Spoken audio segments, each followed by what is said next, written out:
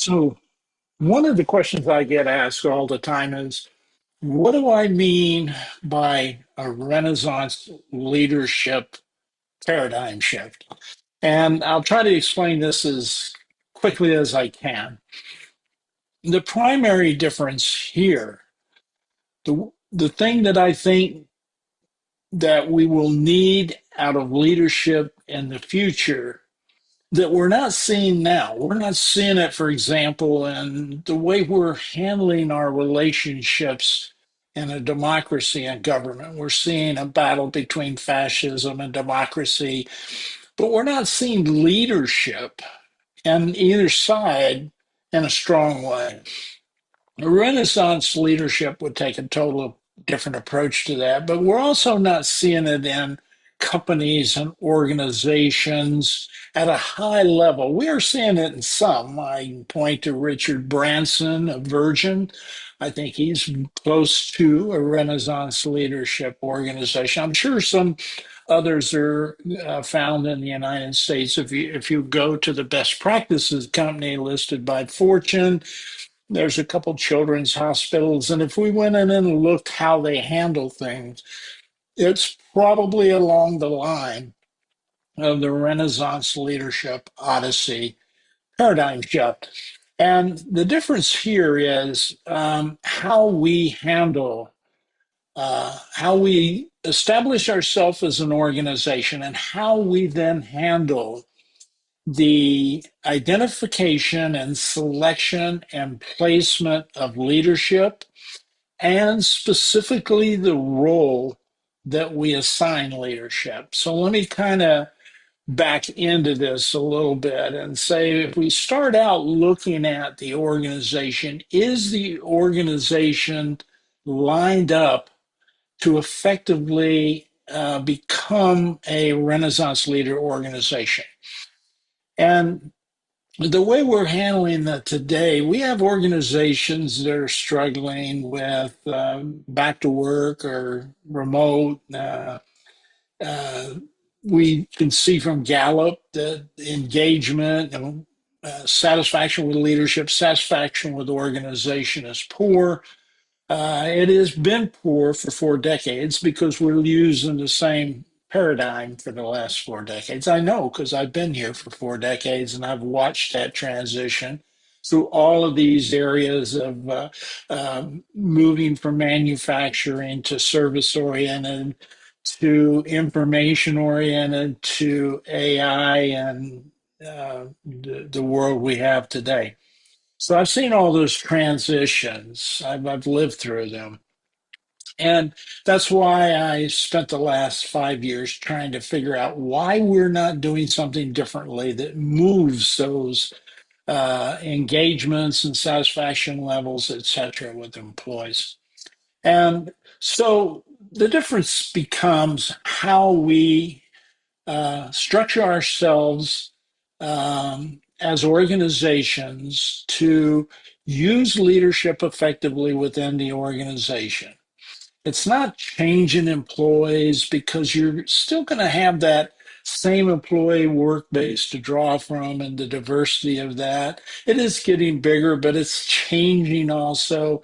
And it's not the executive side of things, because the executives that are in place are pretty much the same executives, and they haven't change their process of how they're going to do business or how they perceive themselves as executives. For example, they see their role more of building the company, looking for new acquisitions or new opportunities, or meeting shareholder needs more, building growth in the organization, and not the management and development and consistency of the organization itself.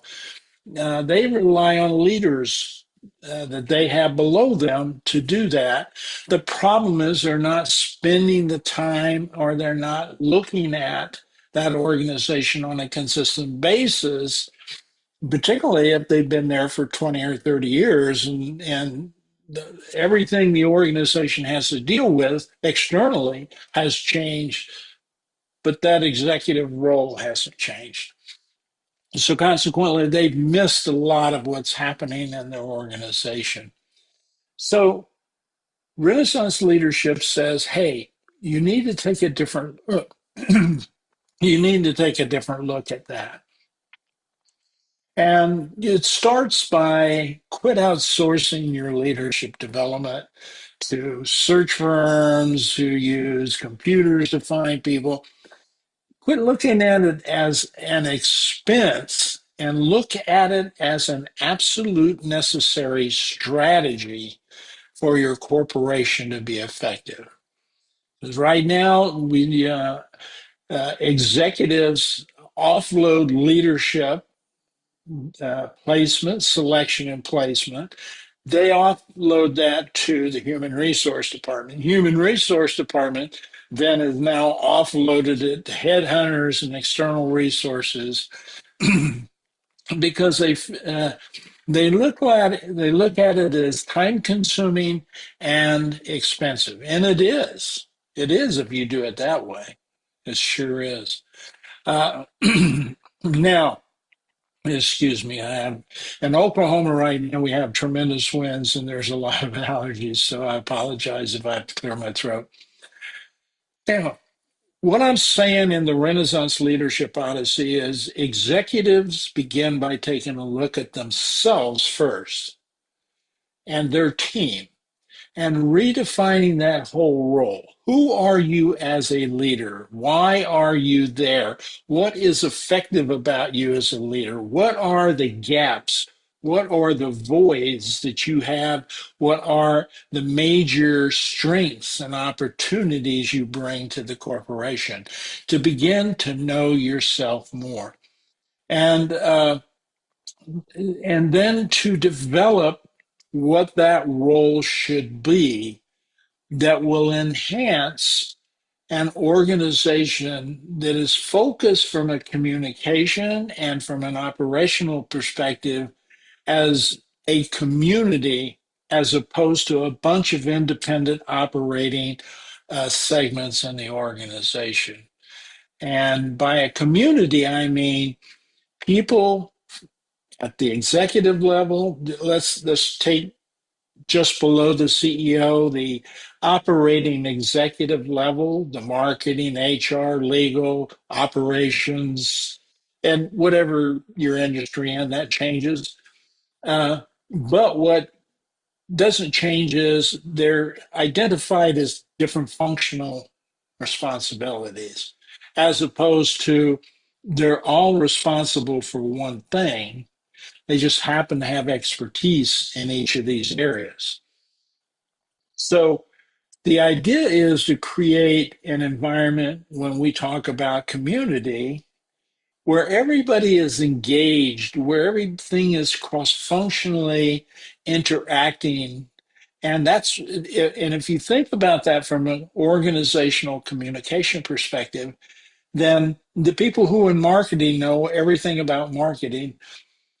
And the rest of the organization, HR doesn't know anything about marketing. Marketing doesn't know anything about HR, and the same is true about legal.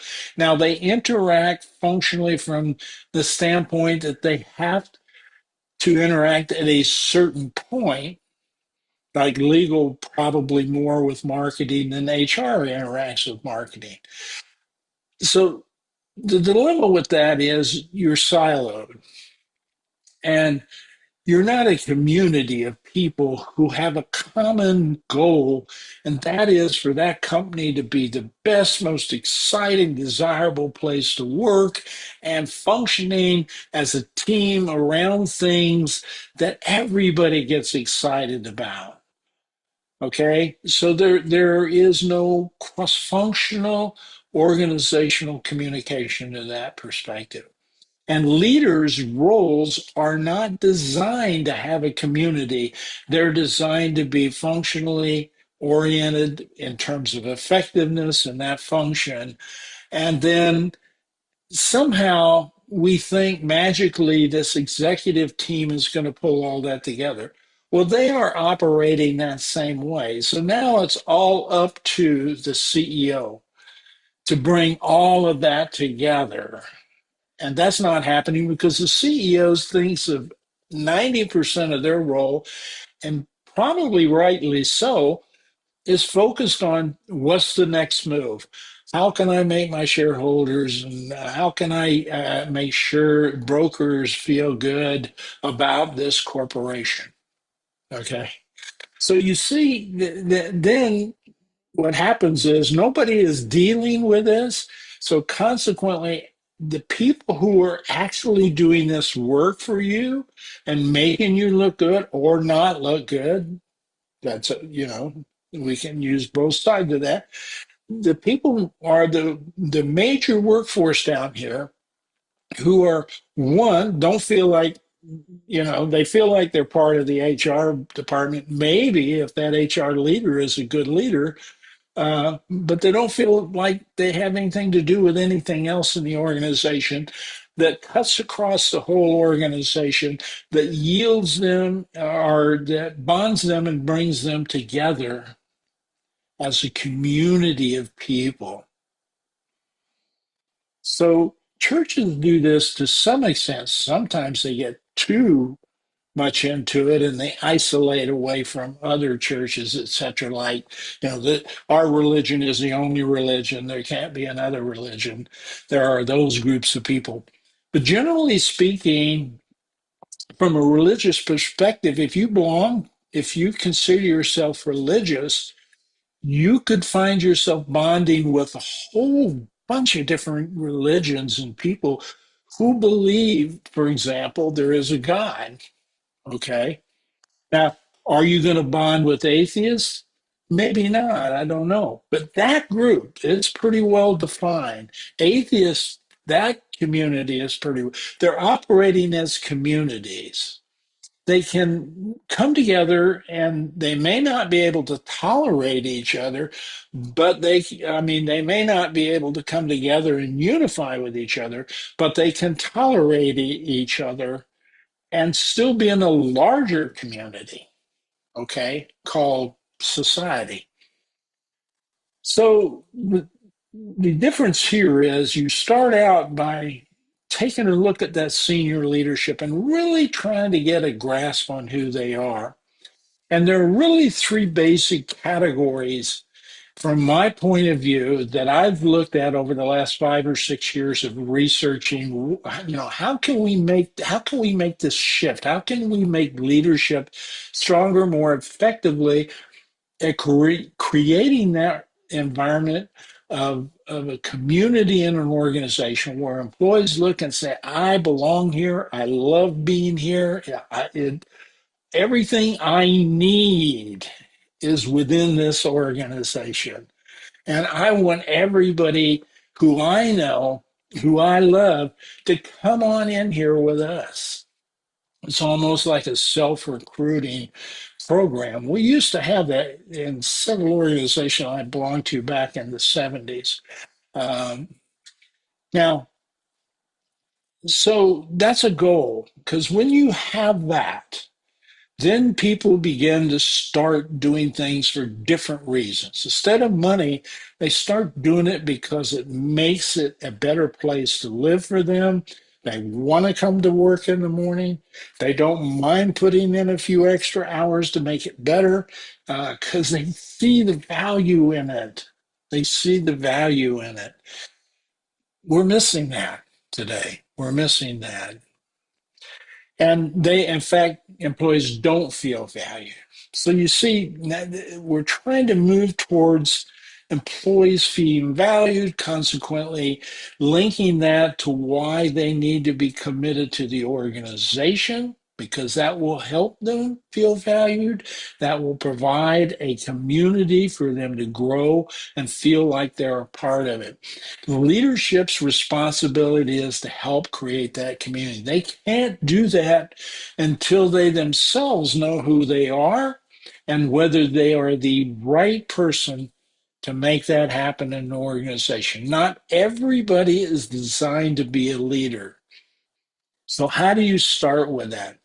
The first thing you do is you stop outsourcing your leadership development and your leadership selection. You bring that back in house.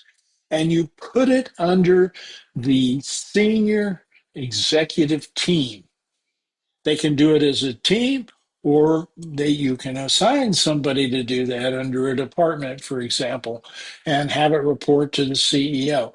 However, it has to be up in this area as we began. Now, how do we process this? What's this look like? Well, it looks like that in identifying and selecting leaders, you're going to be looking for what is it I need to know about leaders and leadership.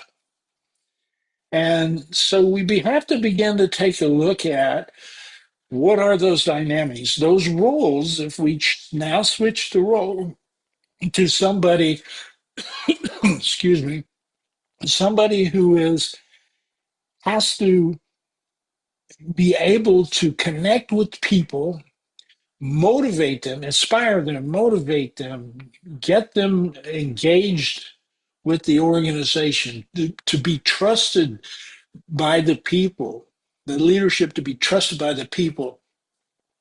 They have to have certain skill sets to be able to do that. And most importantly, that leader has to be somebody who has the propensity, the abilities, the desire, the knowledge, and the capabilities to do these skill sets effectively. And basically, we're looking at three skill sets that are important to us. The first one is I lump it into the psychological perspective. That's where to take each leader, starting with the CEO and all of the executives, and then down through the whole organization. And that's an evaluation or an assessment about how this leader thinks and who they are. It has to do with your mind, how you process things, how you feel about things. It has to do with how you tend to see yourself, a self assessment of yourself, almost therapeutic. I would call it therapy. Okay. And I recommend a group because that is not my skill set, but there is a group that I know who has been doing this successfully because I've talked with their people, had one of them on one of my podcasts about a year ago.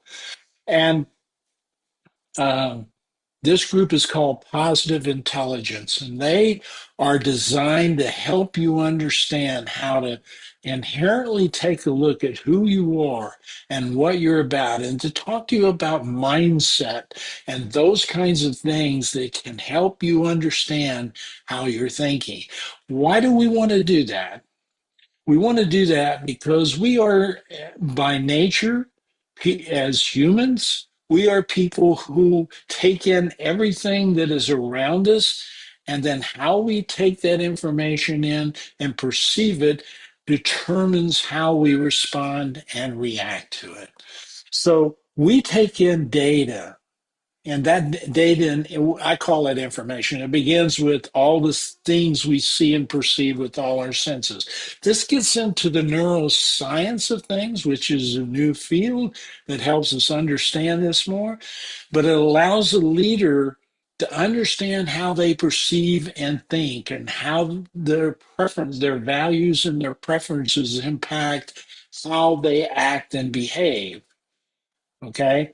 And then you get a good sense of yourself. Then when you understand how you assimilate things and that information, you can begin to take a look at that and define it and turn it into knowledge. And when you turn it into knowledge, you then have a clear understanding about it, enough of an understanding to be able to convert that in to be well, first you personalize that so it kind of fits how you are. So you might have a particular aspect like empathy, and how you will handle empathy is determined by who you are. your history all the way from childhood up to now, your influencers, what you know, what you've learned, how you've been educated, all that has an impact on that. You need to be able to take a look at all that and define some things relative to leaderships and the demands of leadership and how that works. So all that information becomes knowledge, and that knowledge, as you look at it and you personalize it, becomes behaviors that you can now authentically go out and apply to your employees in a way that they realize this is truly you. And they see that these things that you're trying to provide them, these leadership skills that you're trying to use and provide, are done in a way that are authentic to you, and that they feel comfortable with, and they can learn to trust you. And once you have that, then you have the potential of inspiring them and motivating them and helping them to deal with difficult discussions and conflicts and all the things we deal with in leadership every day that can move people away from barriers that get in the way of us becoming one big community as an organization that are all excited about moving the organization forward. So that first aspect is really understanding who you are. Now, why does that work? Because over the years, let's just take one example. Uh, Over the years, for example, the traditional way is I've been trained as in marketing. I've gone to school at the university. I've an MBA in marketing, and I've been working in the marketing department in the area of sales and marketing, and I have been doing an outstanding job in that. So the first thing we tend to do is think that person should be the ideal person to put in as the leader, the marketing, the director of marketing for this organization. And so they can teach everybody below them what they've been doing. Okay. Now, that might be a valid job for that person, being an instructor of marketing. Okay, but we don't do that. We assign them the marketing of director, which becomes a leadership role. That's considerably different than being an instructor of marketing. Okay, so we put them in a director of marketing role, and they begin to start failing, and we can't figure out why. It's because we did not take 6, 7, 8, 9 months, a year, maybe 2 years to work with this person who is doing a great job in marketing, in understanding who they are and whether they are an individual who has a propensity as a person to be a leader, for them to look at what is involved in leadership from their perspective and see whether that's even something they would like to do. They get in there. I can't tell you the number of people I've talked to that who are in director positions and beginning to fail.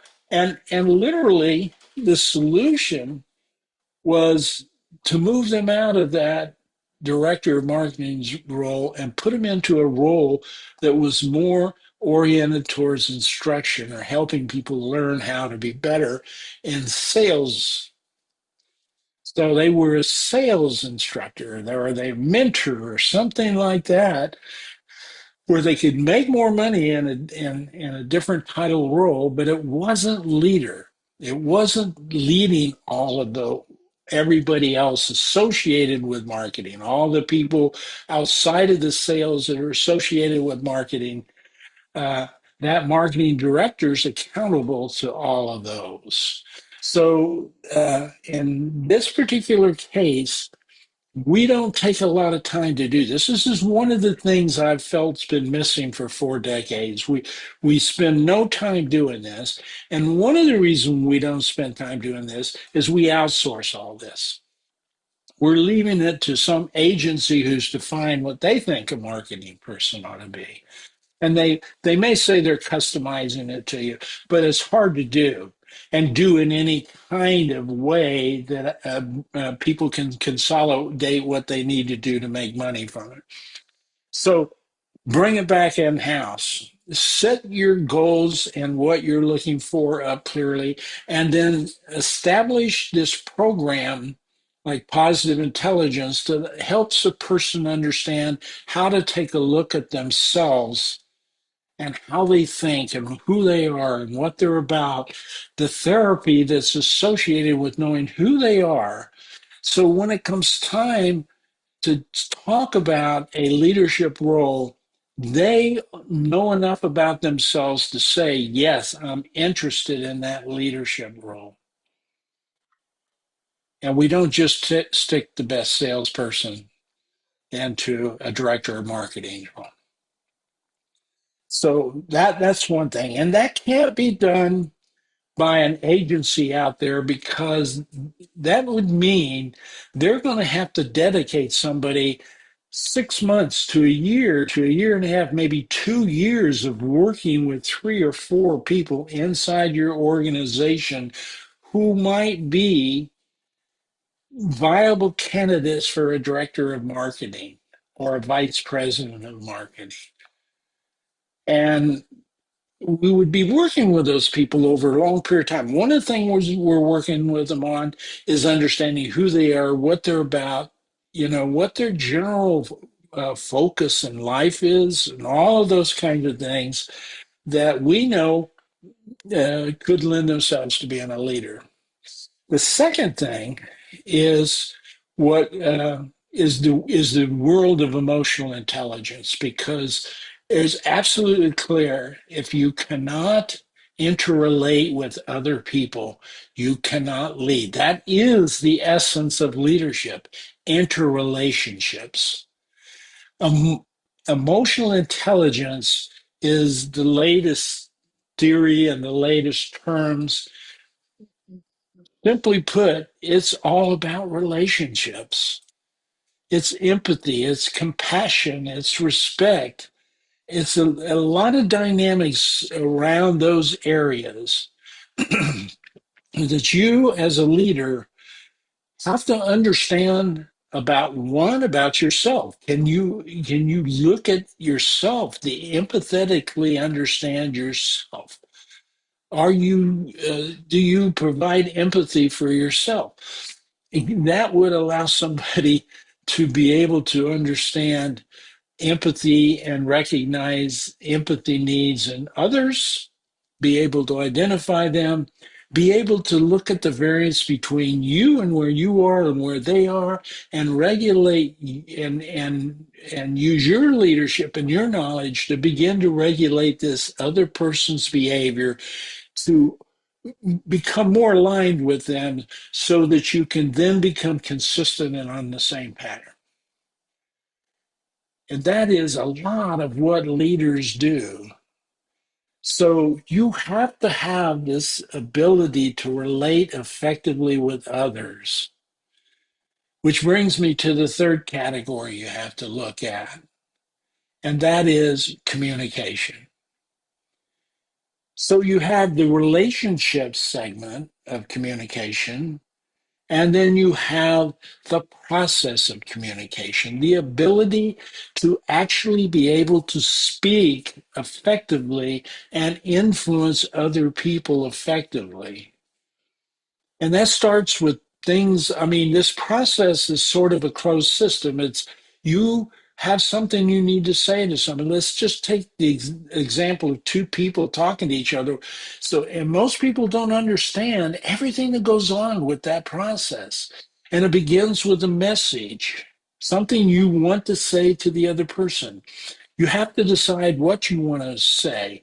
You have to consider a lot of things in that. You have to consider who you are, where you're coming from, your value system, your structure, everything about you that you need to understand about your value system as it relates to the other person. That other person You need to understand about their value system, their goals, who they are, where they're coming from, what's going on in their life, in order to be able to communicate effectively with that person. Because whatever you say is going to be contingent upon that other person, one, hearing you, and even wanting to hear you is a better way to put it. And then when they hear that, do they understand it all correctly in a way that they convert the meaning of what you're saying into something they understand that agrees with what you say? Now, that sounds fairly simple. What do I mean by this? Yes, that is called incongruity. What happens is, now we're doing this visually.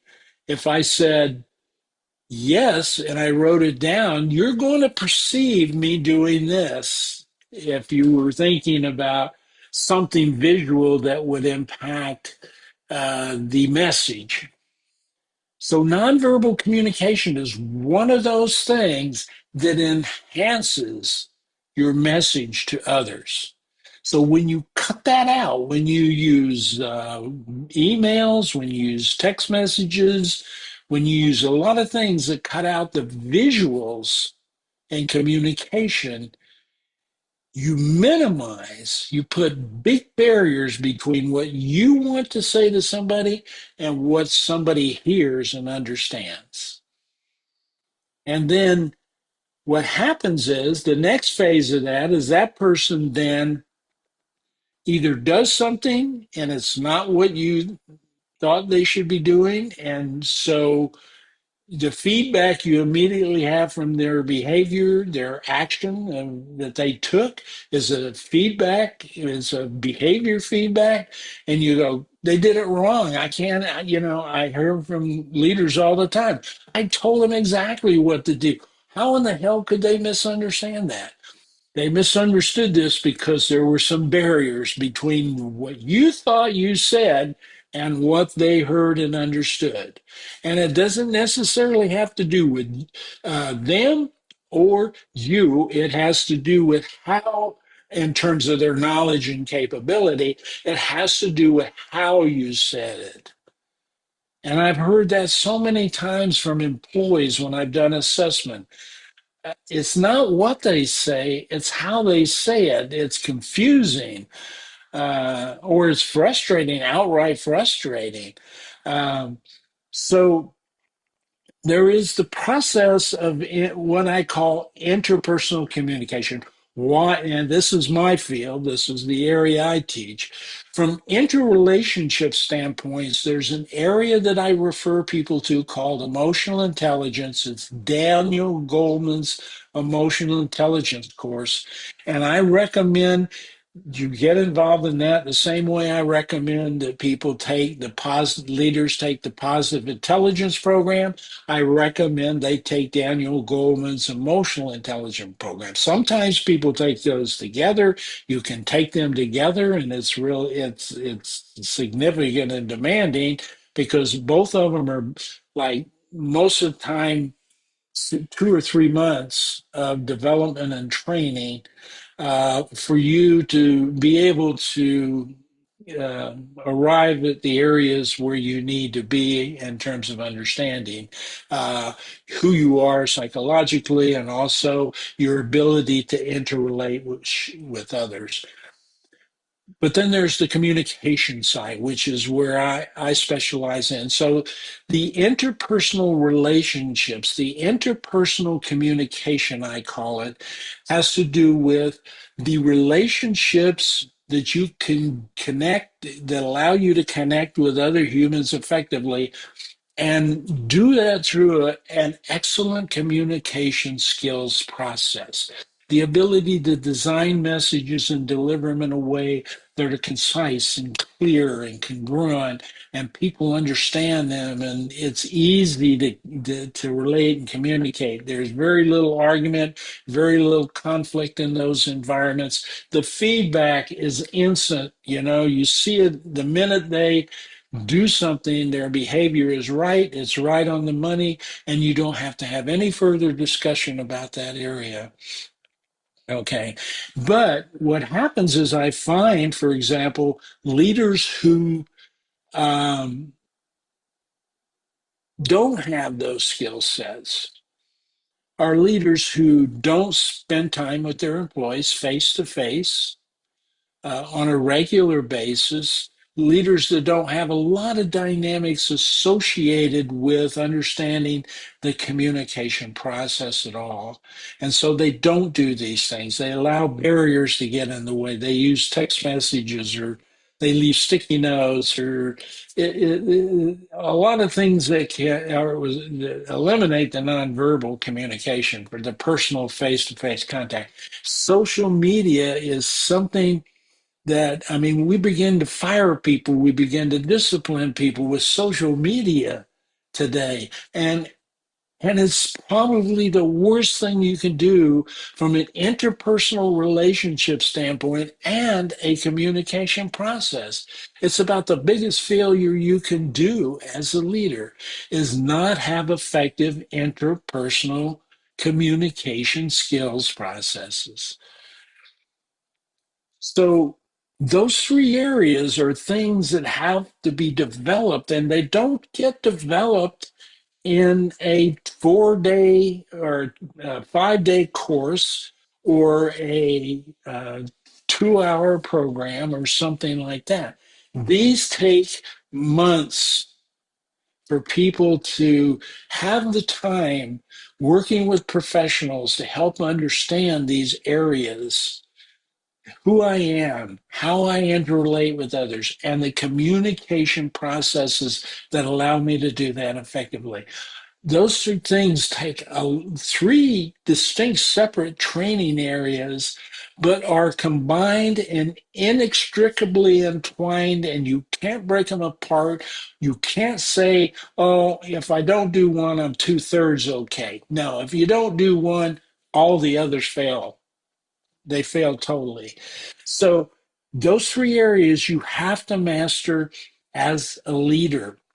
And you have to, one, want to know that this is a realm of profession that you like and enjoy. And not everybody does. Not everyone can and wants to be a leader. The vast majority of employees are not leaders, but they love a good leader. They love a good leader. They can tell you quickly how a bad leader is. They don't want to be the leader. They want you to lead, but they want you to lead effectively.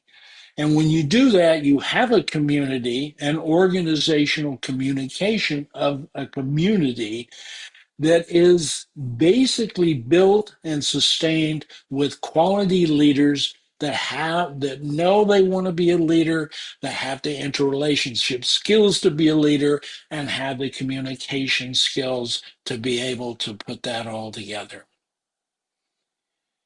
That is a Renaissance leader.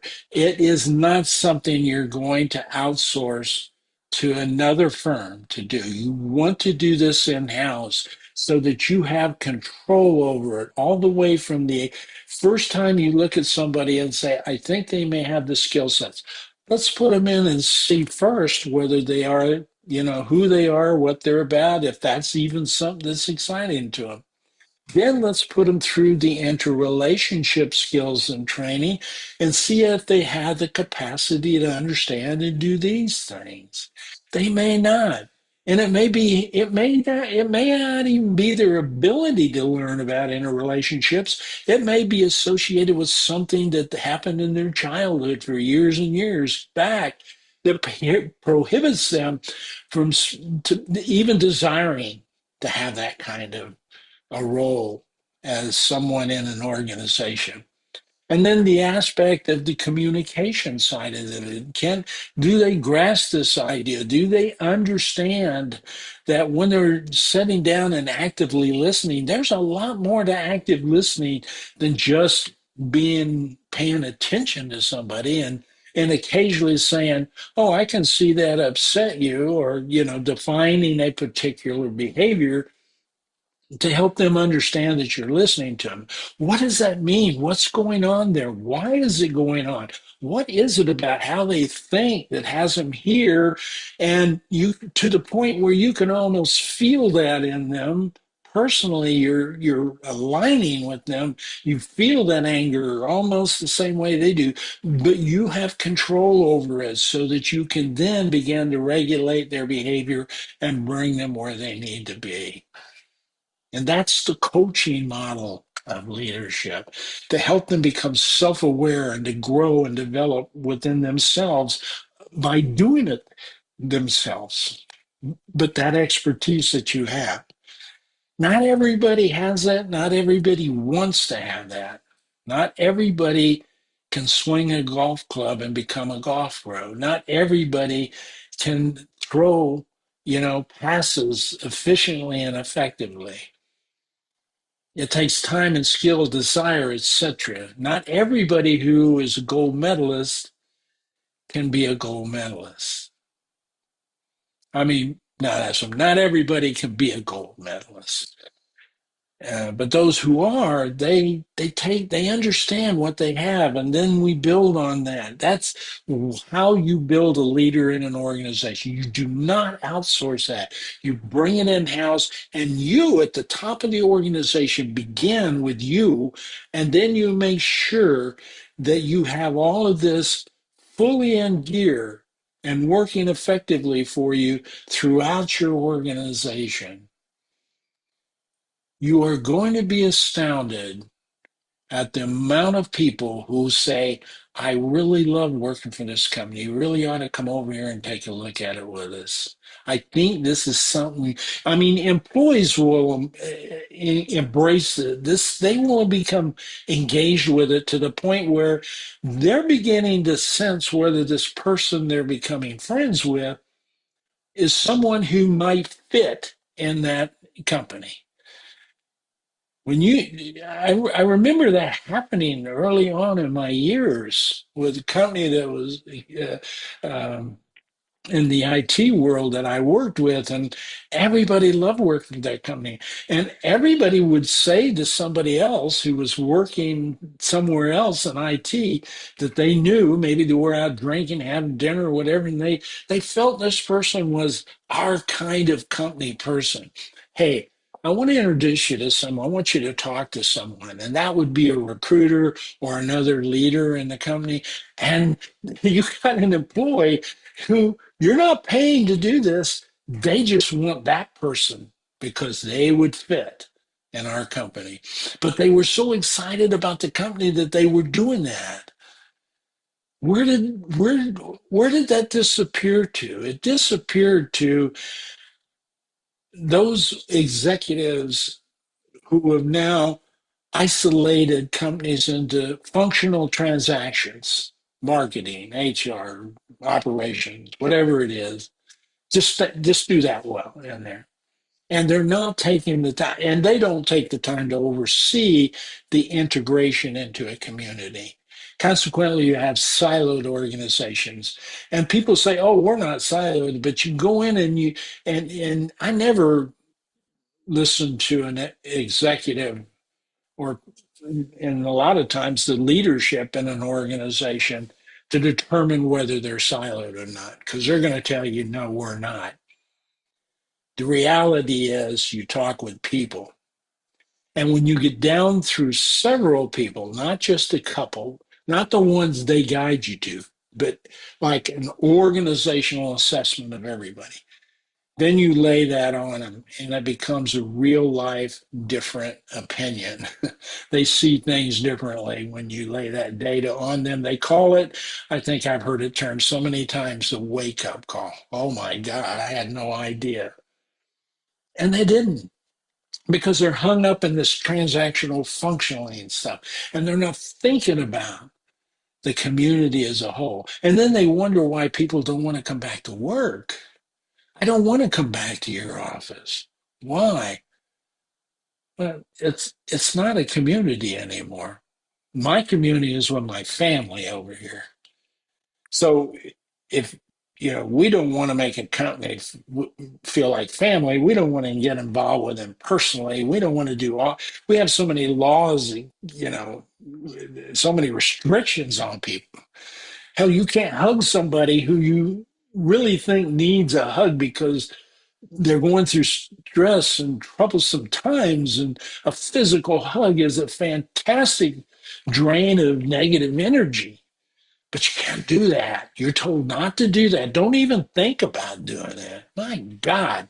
Now we don't have a community anymore. We just have a bunch of people isolated from each other.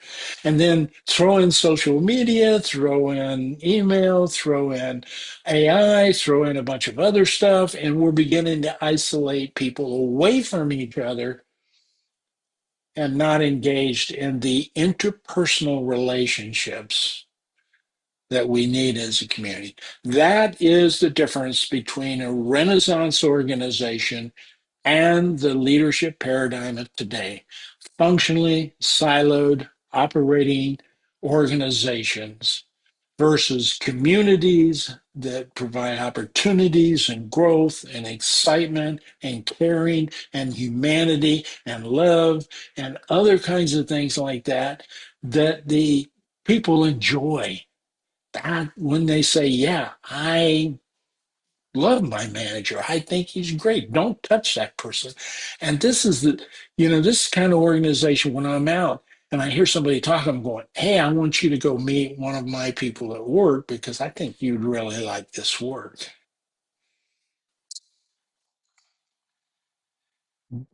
Which one would you want to work for? Renaissance organizations are focused on creating that leadership paradigm shift that moves leaders more to the role of community building and truly understanding themselves well enough and be able to interrelate well enough and to communicate well enough to actually lead.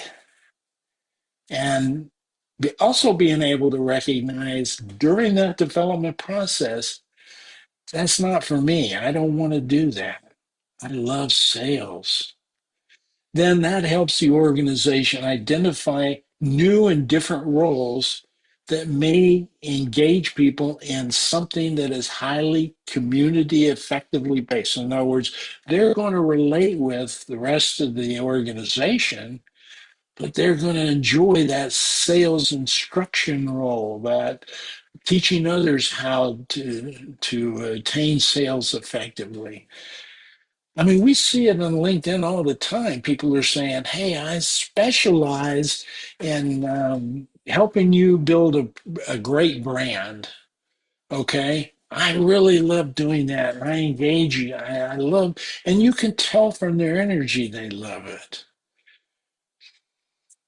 You can do that internally within an organization, and it can be highly effective at creating the right roles for where you're going at the right time.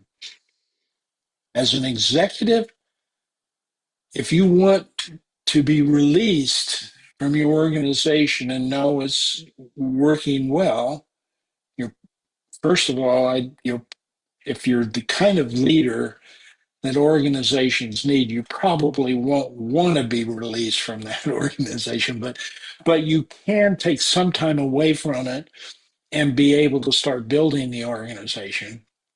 But you might find you want more and more of your people talking to you about what it takes to build that organization because they know more about it than you do, to be honest with you.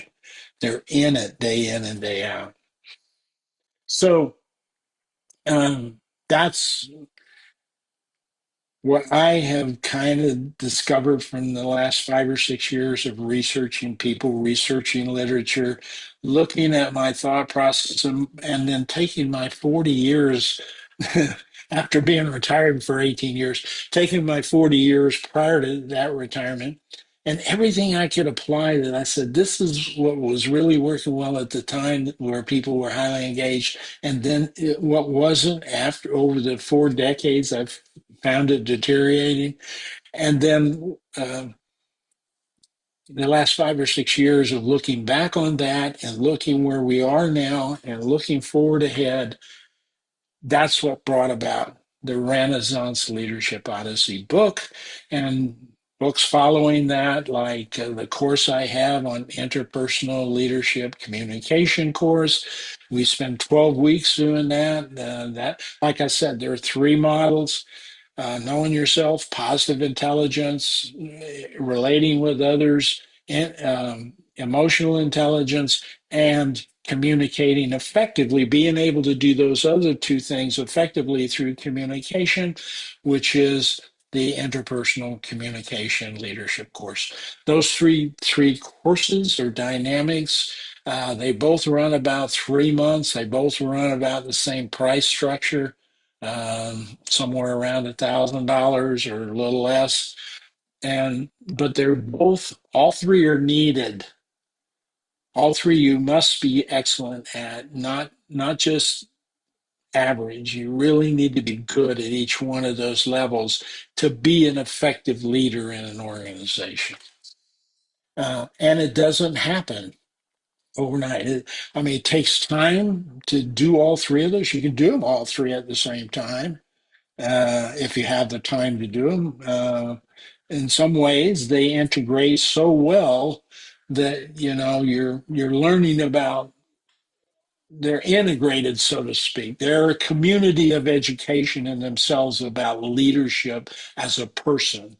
So if you think about it that way, taking them together would be marvelous, and it's possible to do. It's like taking three courses over 2 or 3 semesters, in college. And then there's the experience that you learn, make mistakes, and grow, and find the right mentor to work with while you're in a company, and all of that. It takes a couple of years. So no, you're not going to graduate from the university or even from these three courses after university and go into an organization at the top of the organization to run a leader making $250,000 a year. You're not going to do that. You're going to be taking 3 to 5 to 10 years of your life to scale up to where you can be that kind of leader through the experiences that you're going to undertake in positions and the mentorship along the way. So that is the Renaissance Leadership Program, and that will give leaders the agility and the agency that, well, it gives them the agility to become diverse and do a bunch of different things and make them all happen in a unified organization. It allows the leader to give the agency to everybody else at their level that they need to be effective in their jobs, which makes them trust you and want you to lead them. That is the ultimate objective. When the people are saying, I like this leader, I want them to lead me, I want to put my trust in them, I trust them, I want to follow them, I'm inspired to follow them, I'm motivated to follow them, and I'm motivated to find other people that are like me, that can work well with them. I'll find them and bring them in with me. Okay, I hope that explains a little bit about the difference between the Renaissance Leadership Program. I call it the Renaissance Leadership Odyssey for a reason. Renaissance because it's like the early Renaissance. It's new, it's different, it's creative. There's a lot of knowledge and a lot of different things that can come out of that grow how we educate, select, develop leaders in the future that are different than what we're doing now. So that's kind of like a Renaissance. Of course, it's about leadership.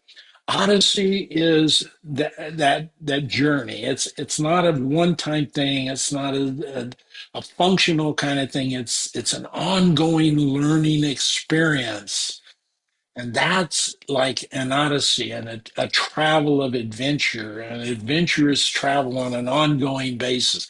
Everything around you is exciting and different and growing. So, Renaissance Leadership Odyssey. That's how the name came about. It came about because that's the kind of program I think leaders would be really excited and enjoy doing. It's not for everybody, and it's okay if you don't want to be the leader. But gosh, if you're not going to be a leader, you're probably going to be following a leader. Wouldn't it be great to have that leader who really understands who they are, what they're about, and you feel comfortable, know the job, and know what they're doing as a leader? You feel so comfortable being with them. And they're going to make you feel that way. That's the difference. That's the difference. We don't have that today. We got people demanding you come back to work. They really ought to be asking the question, why do I have to demand them to come back to work? Spend some time figuring out why they don't beat the door down wanting to come back to work in-house, so to speak. Why? What is it about this out here that they're not getting when they come to work? And then change those things. But what's going to the problem is we have to begin with leadership, and we've really degraded the quality of leadership that we've developed and hired, and we've done an injustice to a lot of leaders by not giving them our best in terms of leadership development and leadership selection and leadership opportunity and restructuring roles that adapt for other things like leaders who can be in sales or training or coaching or mentoring roles that don't necessarily have much to do with leadership but are important in terms of getting someone to a certain skill level.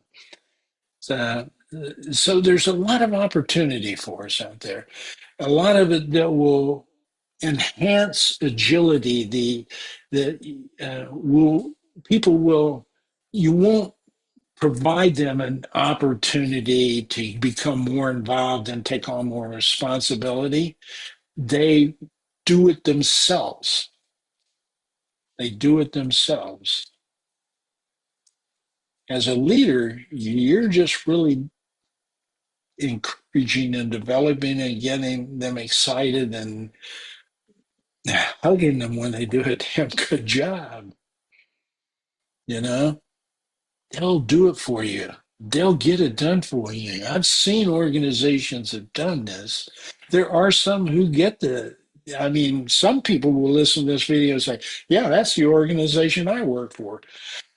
But we aren't touching these organizations enough to figure out what they're doing right to get them in there. Now, we will say you'll have a lot of consulting companies out there, including the ones that are doing do a real good job and doing the research on this, who say, yeah, that we're developing programs for it, but they're developing programs in the existing leadership paradigm format. And that's why it's not, they got them, but it's not creating a significant change amongst many organizations out there. There are a couple who pick up on it and say, yeah, let's take that and make it work. Okay. And some of it's because we put too much emphasis on pushing this outside of us and not taking responsibility. We need to take that responsibility in-house inside the organization.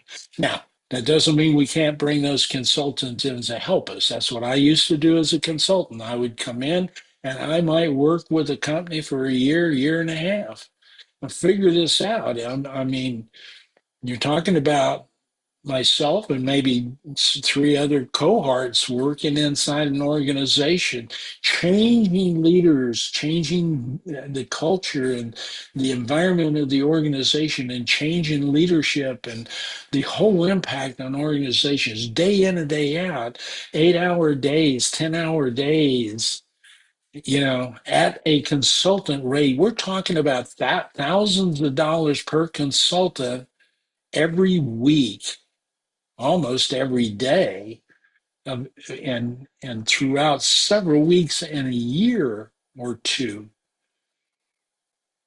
Those projects I've been on are multi-million dollar projects for big corporations.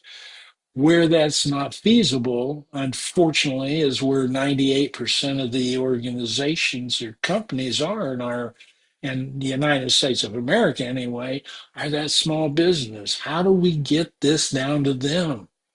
Well, one way is through this medium we're talking on right now, and courses like the Interpersonal Communication Leadership course and Positive Intelligence course, and that can be done through this format. But then the question is always gets down to pricing, always gets down to time, whether I believe that that's a reasonable thing to do. So you really normally have to start on a small scale. You'll find a department within a larger company, and then the company expands it to the whole company. That's normally how I got it into large organizations. But small businesses will be one small business within a community and through their chamber. Others go, yeah, that's a good program. Who in the hell helped you do that? And that's how that builds.